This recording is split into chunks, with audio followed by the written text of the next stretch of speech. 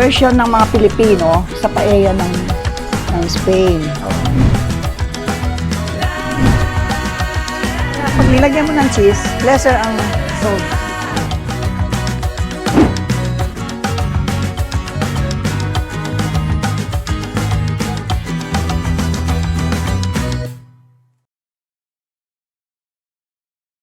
Magandang araw mga kakusina. Ngayong araw na ito, gagawa tayo ng isang recipe na pamilya ng mga do-do-do. Do-do-do?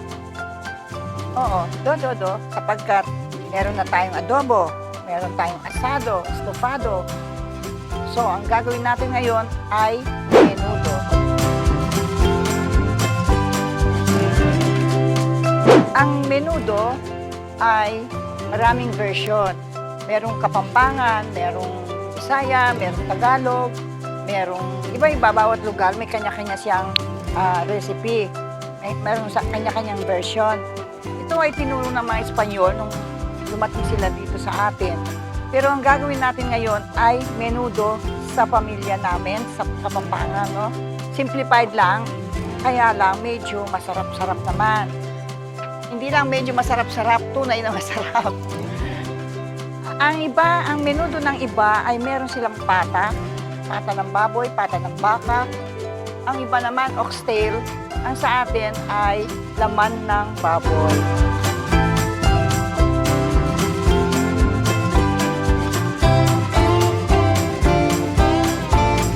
So, mga ingredients natin nandito.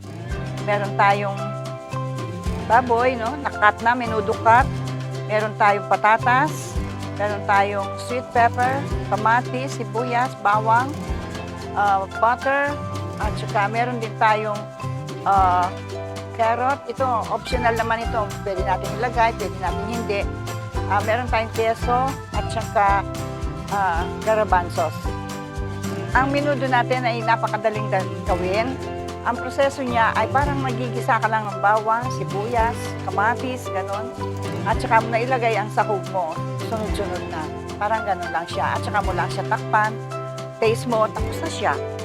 Ang unang gagawin, i-brown natin ang ating patatas.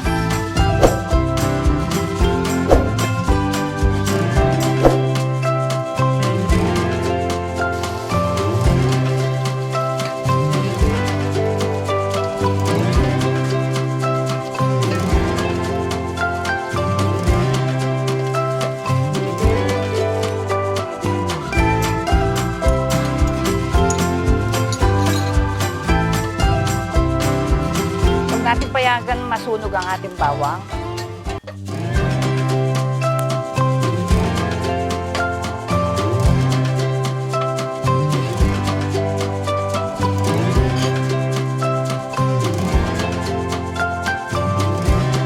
Yung ating sibuyas.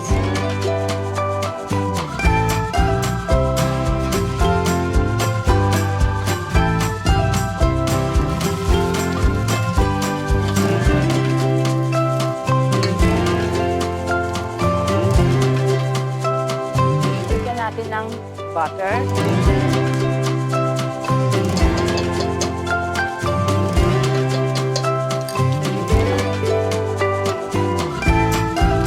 Konting oil.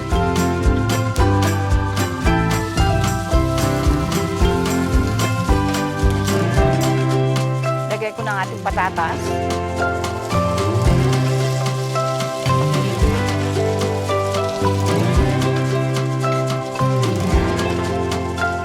Kamatis, tinadtad na kamatis.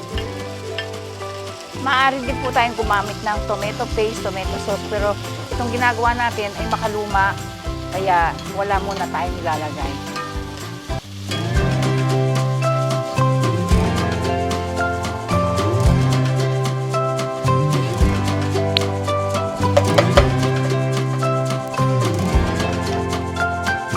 Ilalagay ko na yung ating menudo cut na baboy, no? Pork.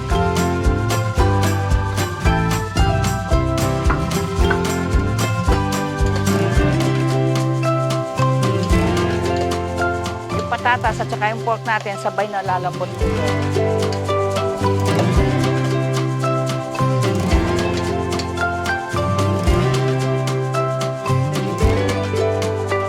natin ang ating, tinad ko lang itong ham para maglasa ng konting.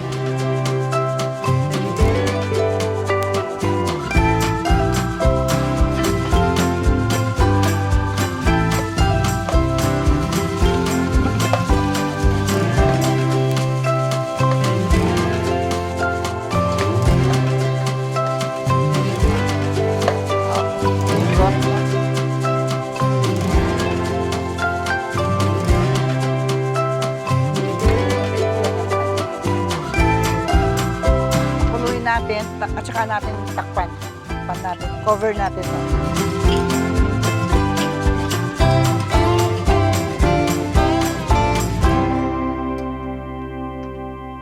Yung pinaglagyan natin ng butter,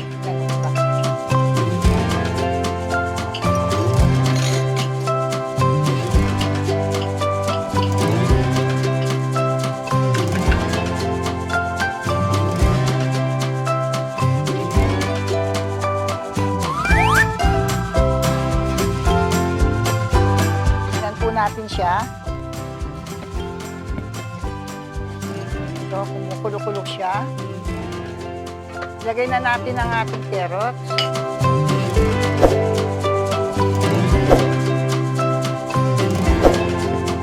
Yung ating salt. Salt to taste. Yung ating paminta.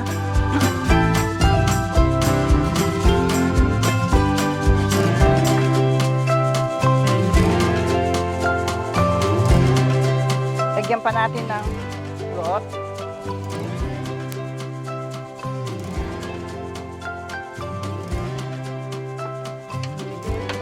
Maaari din po tayong maglagay ng tomato paste kung gusto natin para medyo hindi naman po siya masyado maputla. Sorry.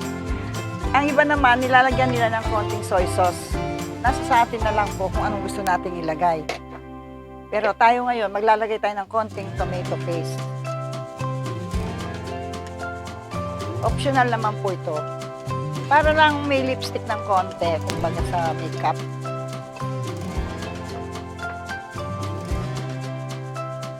Mga 2 tablespoon po.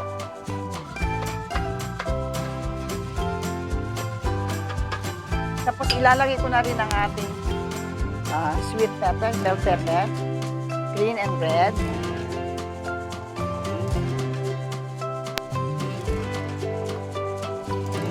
Takpan natin uli. At saka natin i-low ang ating kalan, temperature.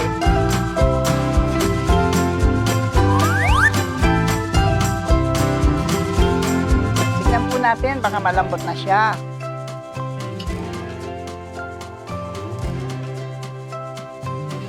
Okay na. Ilagay na po na natin ang remaining ingredients. Ang garbanzos natin.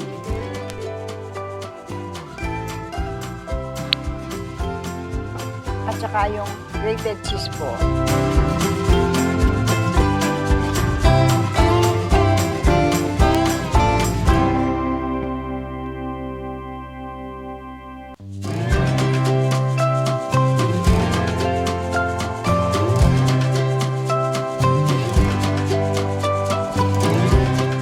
Magpe-plating na po tayo mga kusina.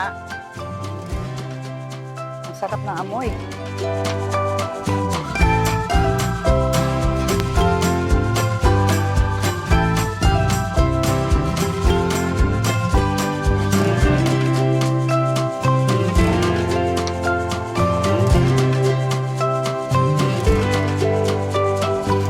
Na mga kakusina ang ating menudo na maaari nating iserve sa breakfast, sa almusal, sa lunch, tanghalian, at saka sa hapunan, sa dinner. Prepared from my kitchen to yours.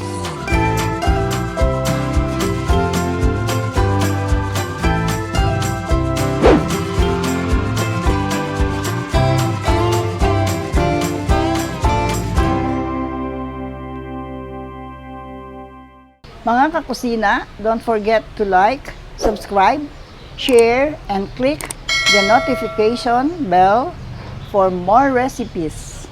Thank you. Maraming salamat.